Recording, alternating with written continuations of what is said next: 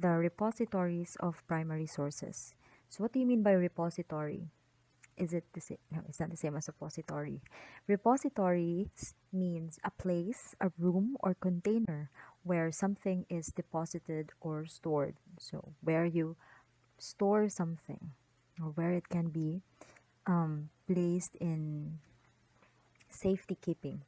So where can we find primary sources? So if we wanna research about the Philippine history, or the history of the Philippines, the best place that you or the researcher should go is the National Archives of the Philippines.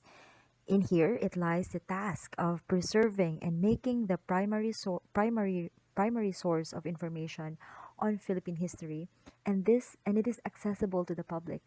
So this is one of the places that I want to go if the pandemic is is gone. So if I'll go back to Manila, I'll make sure that I'll visit this place. This place is very interesting. It holds 60 million documents from the centuries of Spanish rule in the Philippines, the American and Japanese occupations, as well as the years of the Republic. So that's where the primary sources are being stored. It actually had fire not long ago, but I think they were able to save most of the documents. Okay, so we know that our history holds our identity, and the the sources of information are being stored in the National Archives of the Philippines. It should be protected. So there is a law for that. The Republic Act 9470, named the Archiver.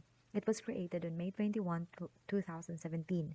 This new law strengthened the record keeping systems and administration program for archival materials, as it is the final repository for the voluminous notarized documents in the country. So it is protected. Kay kung mawala na agoy, that is it's very sad if everything is gone and all the primary sources are in there. So there should be a record keeping system and administration program, and it is just that it is protected by our law. Okay, another repositories of primary sources are the museums. So if you want to know more about Dumaguete or Negros Oriental, you visit the museums. It is where it holds primary sources of the place. And if you want to go to other places, the museums are the best place to go. And then another repository is the official Gazette published by the National Printing Office. When you say Gazette, it means newspaper or official journal.